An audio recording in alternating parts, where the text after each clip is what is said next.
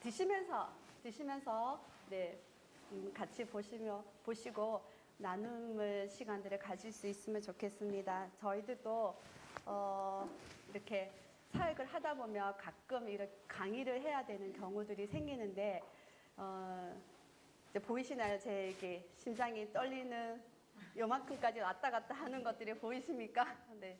열심히 준비를 해도 항상 이렇게 강의 자리에 서면 좀 떨림이 있더라고요.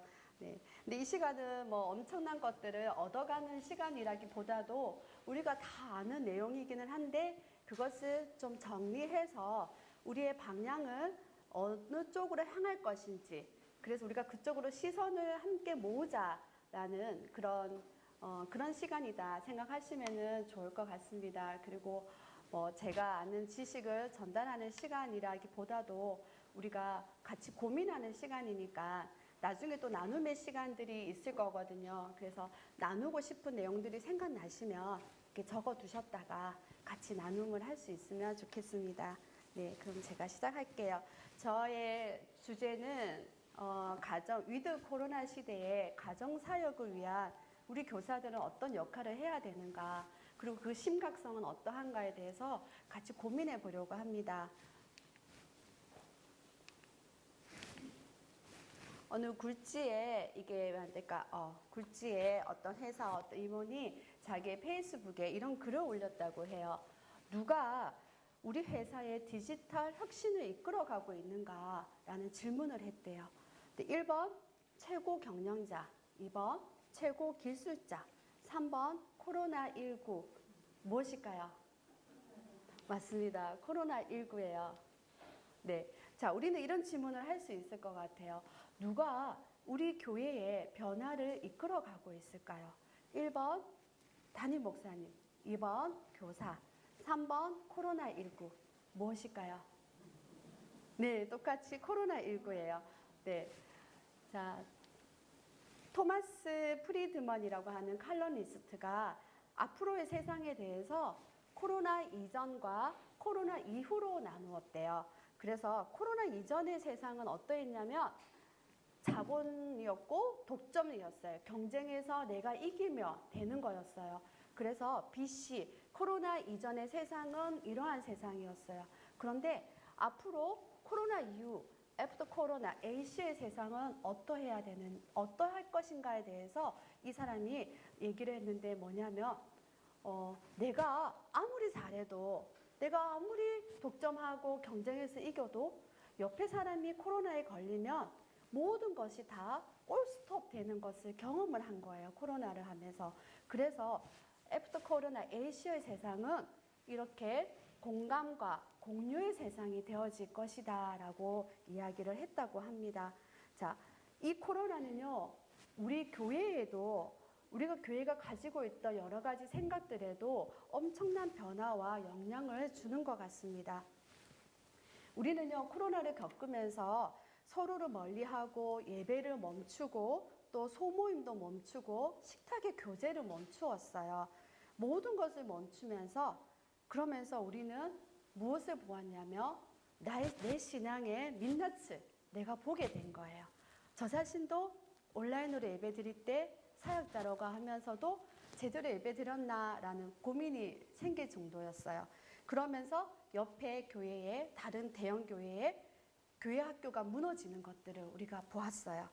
자, 그러면서 우리는요, 코로나가 종식된 포스트 코로나를 이야기를 했지만 앞으로는 코로나가 종식되는 포스트 코로나는 오지 않고 감염병과 함께 살아야 되는 위드 코로나가 우리 앞에 다가왔어요. 그래서 우리는 이 어쩔 수 없이 감염병과 살아야 되는 이 위드 코로나 시대에 우리가 준비할 것이 무엇인가에 대해서 고민을 해야 되는 그러한 상황에 오게 되었습니다.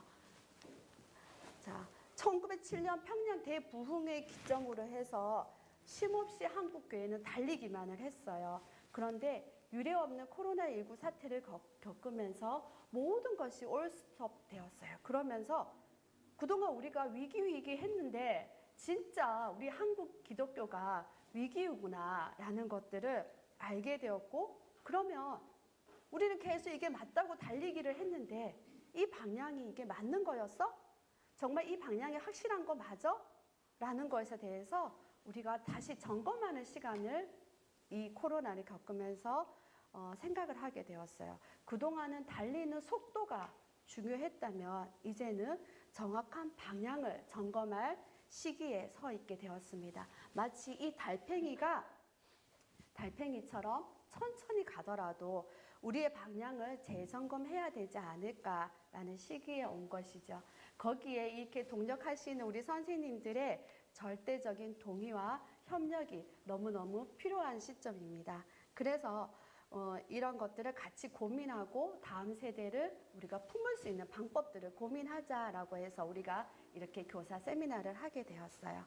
자, 우리가 제일 먼저 생각해 봐야 될 것들은 뭐냐면, 그래서 지금 위드 코로나 시대에 우리 다음 세대들은 안녕하시고 있습니까? 라는 거예요. 2015년도에 발표한 건데요. 코로나 이전에 발표한 거죠. 한국갤럽에서 한국의 성인 기독교율을 알아봤더니 우리 개신교가 21%를 차지했어요. 그런데 그 시기에 선교단체에서 발표한 중고등부의 복음률은 3.8%였어요. 이 3.8%라고 하는 숫자는요, 미 전도 종족의 숫자 수준입니다. 그러니까 복음화율이 전혀 전무하다라고 볼 수 있는 거죠. 그런데 이것이 코로나 이전의 사태인데 지금 코로나를 겪으면서 우리의 다음 세대 아이들은 어떤 생각들을 하고 있을까요? 자, 첫 번째, 합리적인 이유가 있다면 교회에 가지 않아도 된다라고 생각을 한대요. 합리적인 이유가 무엇일까요? 네? 학원이겠죠? 네. 학원은 항상 교회보다 우선이에요. 자, 두 번째, 예배의 장소와 정해진 시간은 절대로 중요하지 않아요. 자기가 정하는 것이, 내가 정하는 것이 예배 시간인 거죠. 자, 세 번째는요, 영상으로 드려도 언제나 하나님은 내 예배를 받으신다라는 생각이 우리 다음 세대 아이들이 가지고 있는 생각이래요.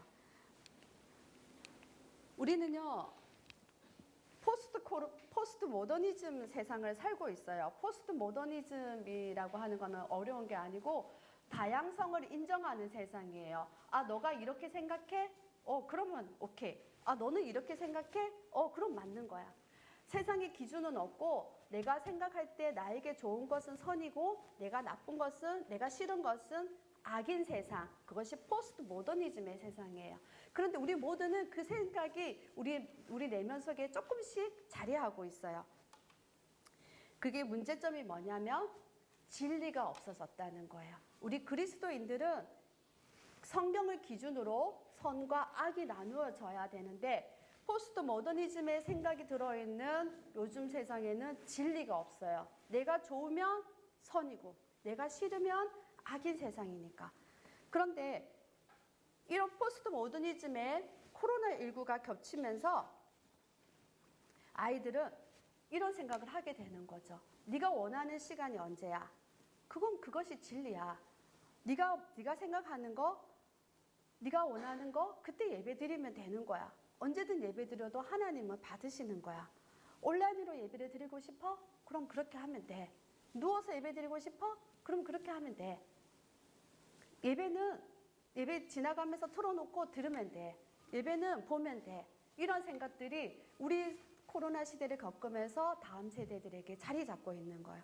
그런데 그게 진리가 맞을까요? 예배는 보는 걸까요? 예배는 듣는 것일까요? 아니죠. 예배는 나를 드리는 거예요. 나를 드리는 것이 예배인데 우리는 그렇게 되지 못하고 있어요.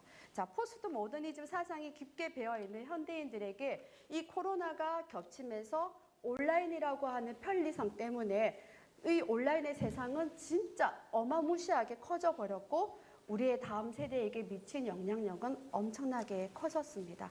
자, 이제 우리는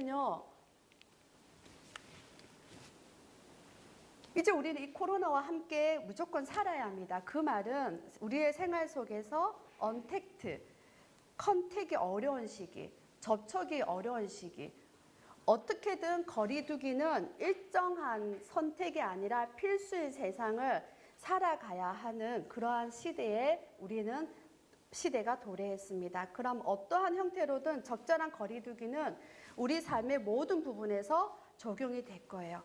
이런 세상을 살아가려면 어떠한 방식으로 우리의 다음 세대들에게 말씀을 전하고 전수해 나갈 수 있을 것일까요?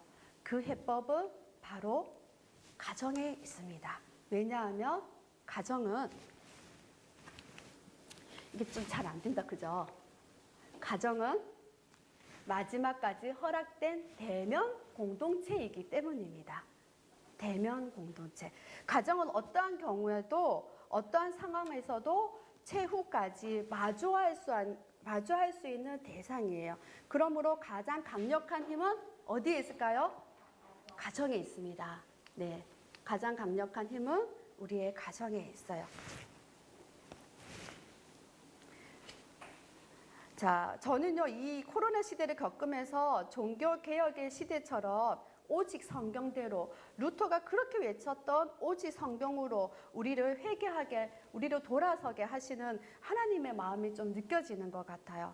맞아, 성경이 정답이야. 언택트 시대라도 성경에서 가르쳐 주는 대로 하면 문제가 없어 라는 생각이 들게 하는 것 같아요. 근데 성경이 뭐라고 말을 할까요? 성경은 처음부터 자녀의 신앙을 누가 책임지라고 했을까요? 가정에서 부모가 책임지라고 했어요. 가정의 제사장은 아버지라고 했어요. 가정에서 예배를 드리라고 했어요. 자, 그러면 성경에서 말하는 부모는 어떠해야 하는지 한번 같이 살펴보도록 하겠습니다. 자, 성경은 가정을 뭐라고 얘기할까요? 이 사람이 누군지 혹시 아실까요? 맞습니다. 욥입니다. 제가 준비한 것은요, 제가 좋아하는 과자거든요. 제가 홈런볼을 제일 좋아해서 제가 좋아하는 걸, 제가 가장 좋아하는 걸. 저는 어려운 일이 있을 때 제가 제일 좋아하는 성경은 욥기 38장이에요. 욥기서 38장을 읽으면 끽소리를 할 수가 없어요. 근데 제가 좋아하는 이 욥에 대해서 성경 욥기 1장에 하나님이 욥이 얼마나 멋있는 사람인지, 얼마나 멋있는 아버지인지를 설명해 놓으신 구절이 있어요. 같이 읽어보도록 할게요. 자, 유인물 보시면 첫 번째 있죠. 네. 그의 아들들이. 자, 한번 같이 읽어보도록 하겠습니다. 시작. 그의 아들들이 자기 생일에 각각 자기의 집에서 잔치를 베풀고 그의 누이 3명도 함께 먹고 마시더라. 그들이 차례대로 잔치를 끝내면 욥이 그들을 불러다가 성결하게 하되 아침에 일어나서 그들의 명수대로 번제를 드렸으니 이는 욥이 말하기를 혹시 내 아들들이 죄를 범하여 마음으로 하나님을 욕되게 하였을까 함이라. 욥의 행위가 항상 이러하였더라. 아멘. 욥의 자녀가 되게 많았어요. 아들이 7명, 딸이 3명이었죠. 그런데 욥이 자녀 한 명 한 명을 위해서 번제를 드렸대요. 번제는 태워서 향을 하나님께 올려드리는 제사죠. 그러다 보니까 시간이 정말 길게 걸리는 거예요. 비둘기 한 마리를 태워서 그 향기를 다 올려버린다. 혹시나 양이었다 그러면 얼마나 많은 시간을 올려드려야 되겠어요.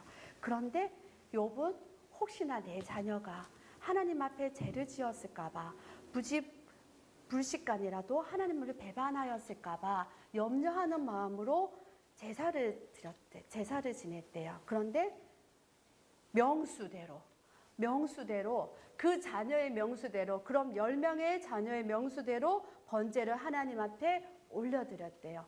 정말 멋있는 아버지지 않습니까? 하나님은요, 이런 욥에 대해서 그 다음 구절에 보면 사탄에게 자랑하셨다고 나왔어요. 하나님이 사탄에게까지 자랑하고 싶었던 욥의 행위가 어떠했냐면 자녀를 위해서 3시간, 4시간 한 명 한 명을 위해서 기도하고 제사를 지냈던 그 아버지를 하나님은 자랑하고 싶으셨던 거예요. 혹시 이 자리 중에 내 자녀가 혹시 하나님 앞에 죄를 지었을까 봐 3시간, 4시간을 무릎 꿇고 기도하시는 부모님 계실까요? 저도 그러지 못했던 것 같아요. 근데 저는 항상 이 욥에 대해서 감동이 되는 부분이에요. 그런데 욥이 왜 이렇게 자녀를 위해서 기도해야만 했을까요? 욥이 하나님 앞에서 내 자녀가 복을 받기를 원하는 마음으로 이렇게 하지 않았을까요? 욥은 복을 받는 성경적 원리를 정확하게 아는 사람이었어요. 성경적 원리, 복을 받는 성경적 원리를 여기서 찾아보도록 하겠습니다. 아브라함과 이삭이에요. 성경은요, 약속, 언약의 책이지요. 성경은 그 언약은 하나님이 항상 얘기하시는데 아브라함의 하나님, 이삭의 하나님, 야곱의 하나님이라고 얘기를 하세요. 이 말씀을 하시는 이유가 뭘까요? 하나님의 약속은 계승된다는 것을 말씀하시는 거예요. 아브라함의 하나님, 이삭의 하나님, 야곱의 하나님이 꼭 이렇게 말씀을 하세요. 하나님은 복을 계승시켜서 주신다는 거예요.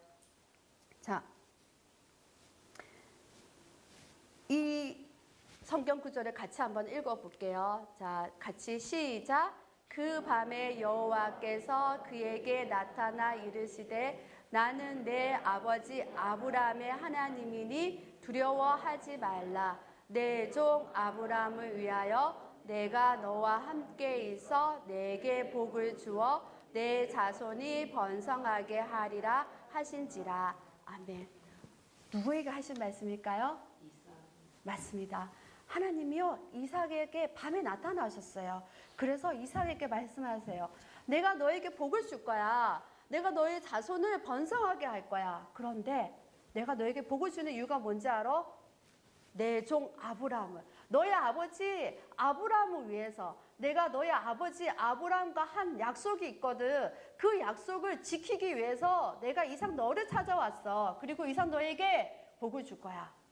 정말 이삭의 평생에 형통의 복을 받았던 사람이에요. 어느 누구와도 다투지 않았고요. 부유하고 넉넉하게 주변 모든 사람들과 가정의 형통을 이루면서 살았던 사람이 이삭이에요. 자,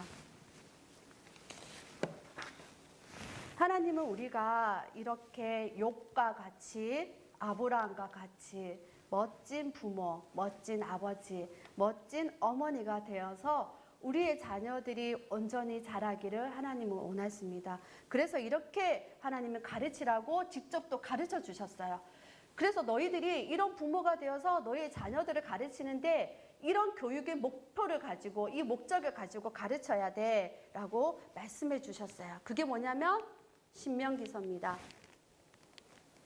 자, 같이 읽어볼게요. 시작.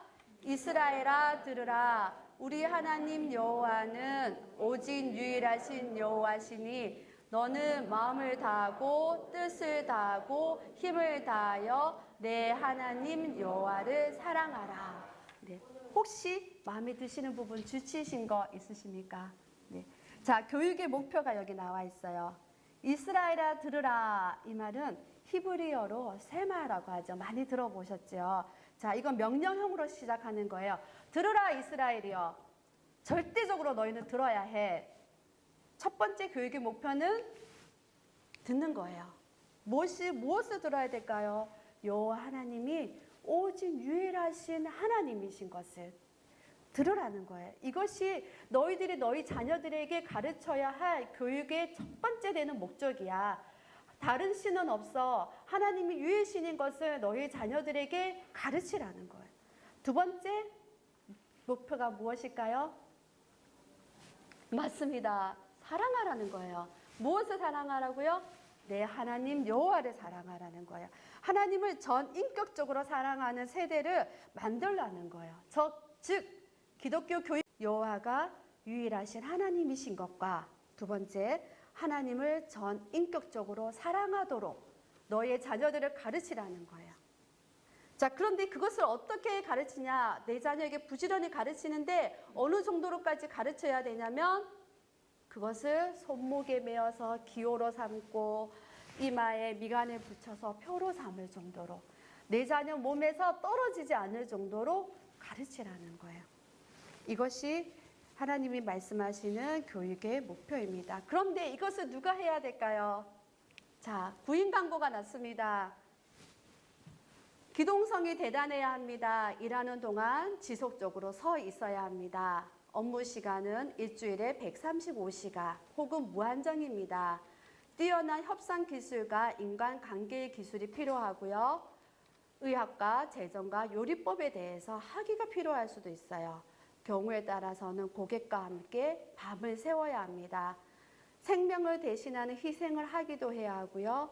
휴일에는 해야 할 일이 더욱 늘어납니다. 그런데 급여는 제로입니다. 누구일까요? 엄마. 정확하게는 엄마입니다. 네. 제가 드릴 수 있는 내 사랑을 원사님 엄마입니다. 조사를 했대요. 미국의 어떤 조사 기관에서 설문조사를 해서 청소년 5만 명에게 신앙 형성에 너희의 신앙 형성에 절대적인 영향을 줬던 요인들이 누구인가라는 조사를 했는데 1위가 어머니였어요. 2위가 아버지였어요. 3위가 목회자였어요. 그런데 1, 2위가 설문지의 80%를 차지했다고 합니다. 그 청소년들에게 부모가 이렇게 절대적인 영향을 미친다고 한다면 우리의 아동부, 그럼 그 밑에 부모가 데리고 오지 않으면 절대로 올 수 없는 우리 영유아 유치부 아이들에게는 이 부모의 영향력이 절대적이라고 밖에 할 수가 없습니다. 자, 그 교환에 나와 있어요. 다음 설문지를 한번 체크해 보시기를 바랍니다.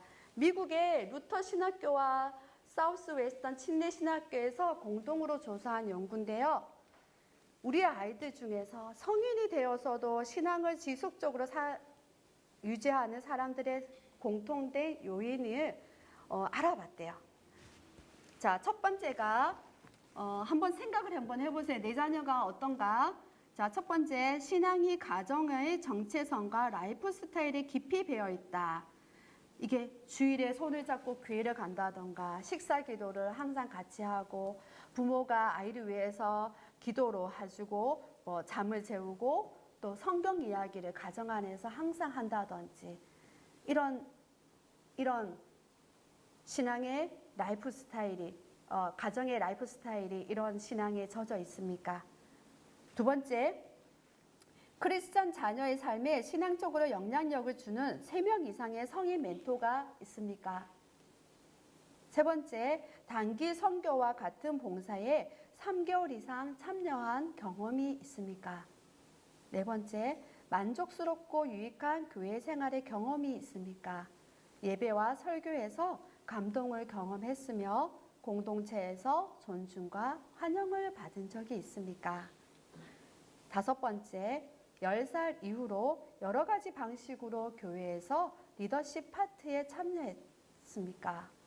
자, 여기에 해당되는 아이들은 성인이 되어서도 신앙을 지속적으로 유지할 가능성이 굉장히 많다고 합니다. 성경적 자녀의 교육의 주체도 부모이고요. 이렇게 우리가 조사를 한 결과도 부모의 영향력이 이렇게 절대적이라고 하는 것이 나왔음에도 불구하고 여전히 아이의 신앙을 교회의 주일학교에만 다 의존하고 있습니다. 이것은 무엇을 말하느냐 하면 다음 세대가 위기다, 다음 세대가 위기다라고 하는데 실제로는 무슨 세대가 위기일까요? 부모 세대가 위기인 것입니다. 맞아요. 부모 세대가 위기인 거예요. 저희가 위기인 거예요. 우리가 위기여서 우리의 다음 세대가 위기라는 얘기를 듣고 있는 거예요. 그래서요, 부모를 참여시켜야 합니다. 부모를 참여시켜서 가정에서의 신앙교육이 제대로 이루어지도록 해야 합니다. 그러면 성경은 처음부터 지속적으로 가정에서 신앙교육을 시키도록 했고 그리고 그것이 목표가 가정이다라고 했는데도 불구하고 왜 이것이 교회로 넘어와서 주일학교의 형태를 갖추게 되었는지, 왜 주일학교여야 하는지 한번 알아볼게요. 자, 역사를 알아보겠습니다. 주일학교의 역사는 18세기 하면은 우리가 잘 알듯이 산업혁명이 있었어요. 18세기 산업혁명으로 인해서 대량 생산과 분업화가 이루어지면서 급속한 도시화가 이루어지면서 농촌에서 몰려온 많은 사람들이 빈민촌을 형성하게 되었어요. 그러면 이 사람들이 일주일 동안 아주 노동이 강한 15시간씩 노동을 하고 지내다가 거의 노예처럼 일만 하다가 주일이 되면 거리로 나와서 난폭하게 행동하고 싸우고 하는 그런 불황자가 되었어요. 그리고 범죄가 많아지게 되었어요. 그러자 로버트 레이크스라고 하는 사람이요, 주일에 이 아이들을 모아서 교육을 시키기 시작을 했어요. 읽기와 쓰기 공부라도 시키자라고 하면서 모았는데 그들이 그때 이용했던 교재가 성경이었어요. 성경을 가르치고 읽기와 쓰기를 가르쳤어요. 이것이 주일학교 운동이다라고 하는 형태로 변형이 되면서 미국으로 건너가서 아주 폭발적으로 커졌고 그것이 조직적으로 운영이 되었습니다. 자, 주일학교는요, 시대적 요청에 의해서 기독교 공동체의 적절한 대응이었어요. 그리고 성경을 통해서 인격 형성과 그것을 기초한 사회 개조에는 아주 좋은 대안이었어요. 그렇지만 주일학교만으로는 한계가 있습니다. 1년 365일 중에서 360일은 가정에 있어요. 그래봤자 5일 정도의 시간을 우리 교회에서 신앙교육을 받는 것으로 아이의 신앙이 성장할 것이다 라고 생각해서는 절대로 안 된다는 거죠. 부모가 자녀를 신앙으로 양육하겠다라고 하는 의도성을 가지시고 적극적으로 참여하셔야지, 그리고 성경적 부모로서의 그 본분을 다해야지만 가능한 일입니다. 이대로의 주일학교로는 정말 대안이 될 수가 없습니다. 자, 그러한 상황에 위드 코로나가 생겼어요. 코로나 시대에 감염병과 함께 살아야 하는 이 시대, 이 어려운 시대에, 그리고 언택트, 일정한 거리두기가 필요한 이 시기에, 그러면 우리의 대안은 무엇일까요? 대안을 한번 같이 모색해 보도록 하겠습니다. 위드 코로나 시대에 모든 것이 변해야 합니다. 그 첫 번째 대안으로서 이것이 먼저 변해야 됩니다. 무엇일까요? 말? 이대로 한번 보시면 돼요. 말?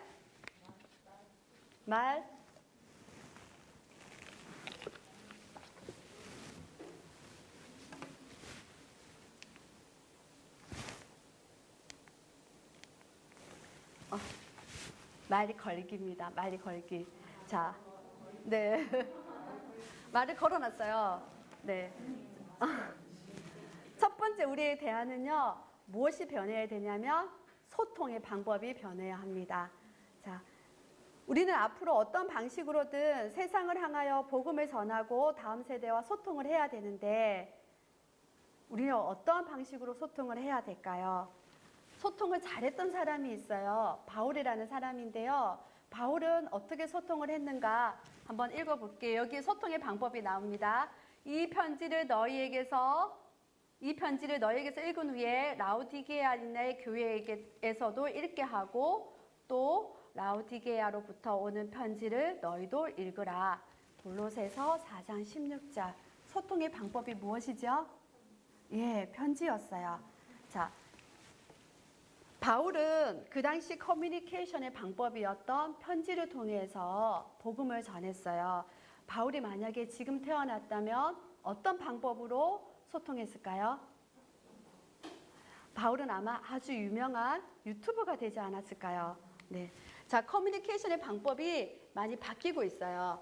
첫 번째는 구전이었어요. 말로 통했어요. 두 번째는 문자였고요. 세 번째는 인쇄 활자였고, 네 번째는 시청각이었고, 그리고 멀티미디어까지 왔습니다. 지금 아이들은요, 디지털 원주민이라고 한답니다.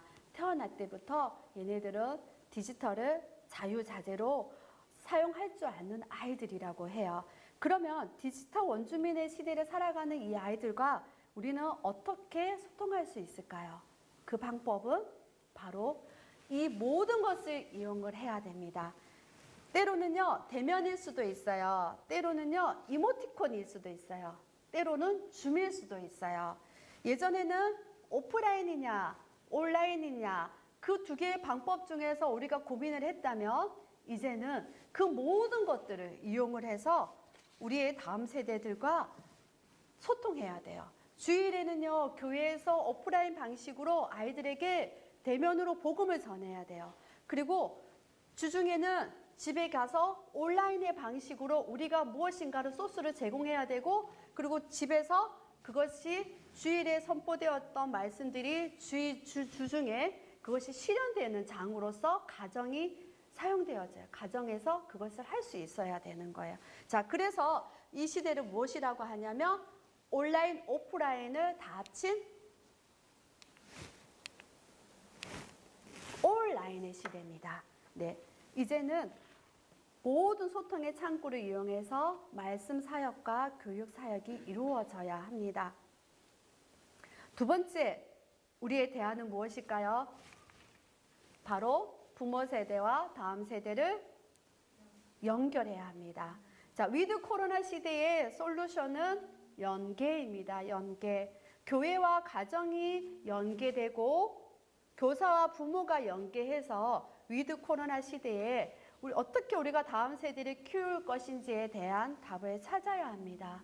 왜 그러냐면 앞서 살펴본 대로 성경은 부모에게 자녀 교육의 책임을 주었고 또 아이들의 믿음 생활에 대한 영향을 주는 것은 절대적으로 부모이기 때문입니다. 그래서 부모 연계 사역을 한번 고민을 해봤어요. 우리가 할 수 있는 부모 연계 사역이 무엇이 있을까? 그동안 했던 사역들을 한번 볼게요. 학부모 초청 간담회 이런 거 1년에 한 번씩 합니다. 그죠? 부서에서 부모 성품 학교도 할 수 있어요. 저도 앞에 교회에서는 성품 학교를 했었어요. 또 부모 초청 예배 뭐 1년에 한 번 정도 할 수 있습니다. 1년에. 자, 그런데 좀 더 이제는 부모와 함께 해야 돼요. 그 방법이 유닉의 사역 같은 거, 교육 주제에 한 달에 한 번씩 부모님들을 모아서 교육 주제를 나누는 거예요. 이번 한 달 동안 우리가 이것을 가지고 아이들을 양육할 거예요. 교육 주제를 나누고요. 새로운 찬양도 같이 외우고요. 그리고 가정 활동지도 드리는 거예요. 그리고 아이들을 위해서 같이 기도회도 하는 거예요. 자, 밑에 빨간 부분은 제가 특별하게 색칠을 다르게 해놨죠. 이 부분은 이번 7월부터 우리 특별히 유치부 사역부터는 시작할 거예요. 자, 보면은 부모 여름 성경 학교 강습회를 하는 거예요. 이렇게 교사 강습회만 하는 게 아니고 부모들을 모아놓고 부모들에게 이번 여름 성경 학교의 주제를 얘기하고요. 부모들에게 새 찬양을 가르쳐 주는 거예요. 여름 성경 학교 찬양을. 그리고 한 달 동안 준비하도록 하는 거예요. 그리고 엄마 성경 읽어주세요. 이런 거는요. 7월, 8월 달에 한 달 동안 성경을 읽게 하는 거예요. 가정에서. 그리고 읽고 나면 스탬프 찍고. 그 축복 기도문 이미 우리 유치부에서는 각 가정에 나갔어요. 축복 기도를 해줬습니다 하면 스탬프 찍고 한 달 동안 했던 것을 교회에 가지고 오면 아이들도 시상하고요. 부모님들께도 시상하고 하면서 격려하고 시상하고 하면서 이 가정 안에서의 부모 교육, 자녀 교육이 이루어질 수 있도록 스텝 바이 스텝으로 저희가 하나하나씩 진행을 해 나가려고 하고 있습니다. 자, 그동안 우리의 시선이 아이들에게만 맞추어져 있었다면 이제는 아니죠. 이제는 아이 못지않게 부모를 함께 교육해야 됩니다. 여기 계신 선생님들도 다 부모님이시잖아요. 그죠? 그래서 우리도 함께 가야 합니다. 우리 인생의 목표가 돈 잘 벌고 하나님이 나를 보내신 이유가 이 땅에서 돈 잘 벌고 잘 살아. 이 땅에서 명예롭게 살아. 좋은 자리를 차지하고 살아. 그거 아니잖아요. 우리 인생의 목표는 무엇일까요? 너가 다음 세대를 어떻게 섬길 것인가? 그게 우리 인생의 목표잖아요. 다음 세대를 잘 키우고 나면 적어도 하나님 만났을 때, 하나님 앞에 섰을 때 조금 덜 부끄러울 것 같아요. 하나님이 그래도 열심히 살았다 해주실 것 같아요. 그래서 여기 계신 우리 선생님들은 60, 70, 80대까지 다 교사로서 섬겨주셨으면 좋겠어요. 왜 그러냐면 예수님이 그렇게 하셨어요. 예수님이 하셨던 말씀을 같이 읽어볼게요. 자, 시작. 너희가 나를 선생이라 또는 주라 하니 너희 말이 옳도다. 내가 그러하다. 네, 예수님은요 선생님이 아니었던 적이 없으세요. 예수님은 가르침의 사역을 절대 쉬지 않으셨어요. 그 사역의 장에 우리 선생님들을 초대하고 계십니다. 자, 그래서 우리는요 그동안에는 우리 선생님들은 이 위드 코로나 시대에 다음 세대를 온전히 세울 수 있는 그 대학, 그 답이세요. 우리 선생님들과 그러므로 우리 코로나 시대의 교회학교 교사는 아이들을 아는 것과 더불어서 누구를 알아야 될까요? 부모님을 아셔야 돼요. 부모님과 소통하는 자리까지 이룰 수 있어야 됩니다. 그 자리에 우리 선생님들이 함께 해주셔야 되세요. 우리 예수님이요 사역의 시작부터 사역의 끝까지 선생님이셨던 것들을 잊지 마시고 우리 선생님들이 함께 해주셨으면 좋겠습니다. 자, 구체적으로 우리 교사 선생님들에게 요구되는 역할이 무엇이 있을까요? 자, 첫 번째는요 교회와 가정을 연결하는 역할을 해주셔야 돼요. 신앙교사는 교사의 정체성이요 그동안에 아이들을 가르치는 것이 다였다면 이제는요 신앙교사는 부모가 되게 하고 우리 부모가 그 역할을 잘할 수 있도록 우리 선생님들은 교회와 가정을 잘 연결시켜 줄 수 있어야 되세요. 네. 그래서 이 잘 연결하는 그전에는 가르치는 자였다면 이제는 교회와 가정을 잘 연결하는 돕는 자, 돕는 이의 역할을 우리가 앞으로 해나가야 할 우리 교육의 방향인 것 같습니다. 자, 두 번째는요. 부모님들과 신앙 상담자로서 역할을 해주셔야 되세요. 학교 선생님들과는 우리가 아이 상담을 하잖아요. 교회 선생님들과는 우리 아이에 대한 신앙 상담을 할 수 있어야 돼요. 그런데 뭐가 문제예요? 교회 학교 선생님들은 권위가 있는데요. 교회 선생님들은 권위가 없어요. 그죠?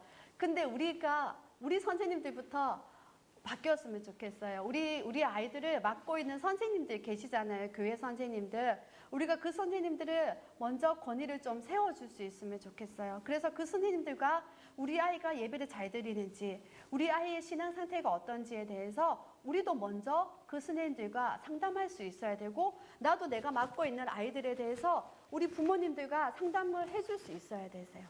네. 자, 세 번째 교회에서 제공되는 자료에 대해서 앞으로 교회에서는요 자료가 많이 나갈 거예요. 가정으로. 그러면 그것이 잘 되고 있는지 점검하는 관리자의 역할도 우리 선생님들에게 요구되는 역할일 것 같습니다.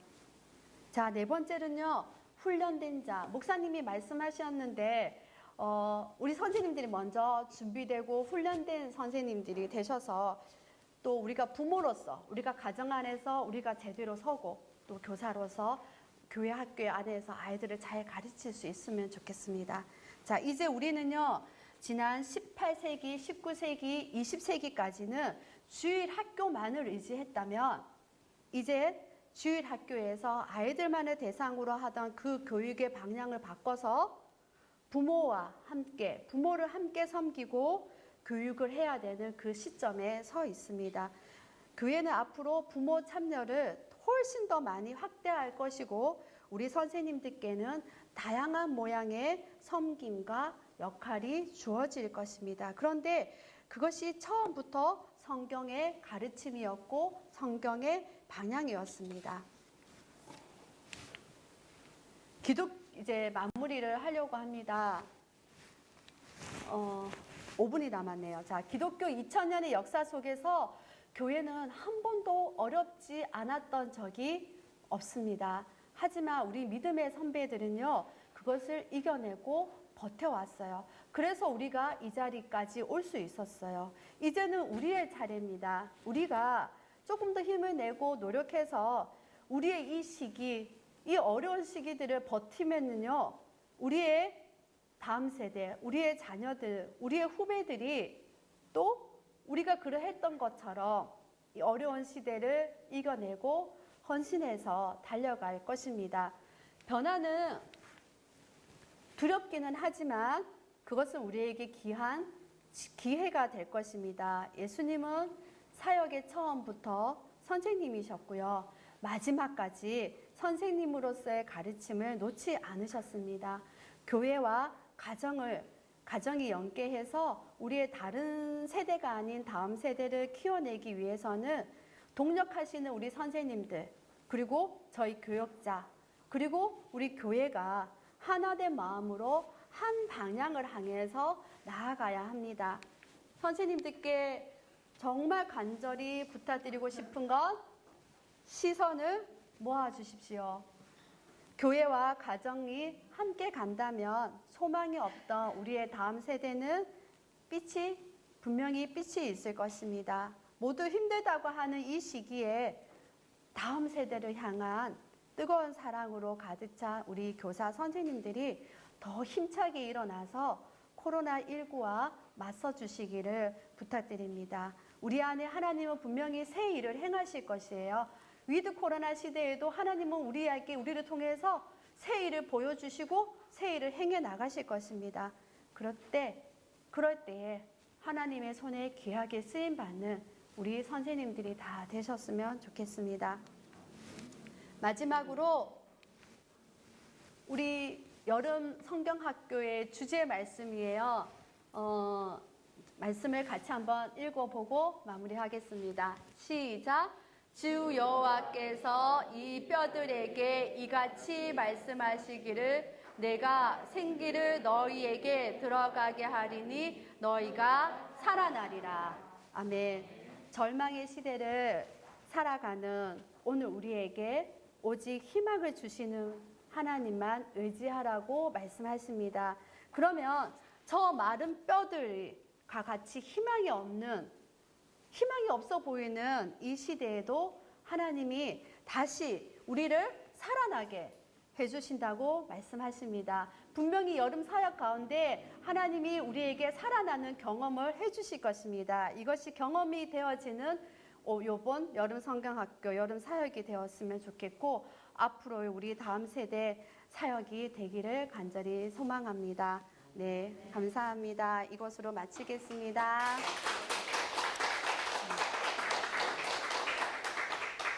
자,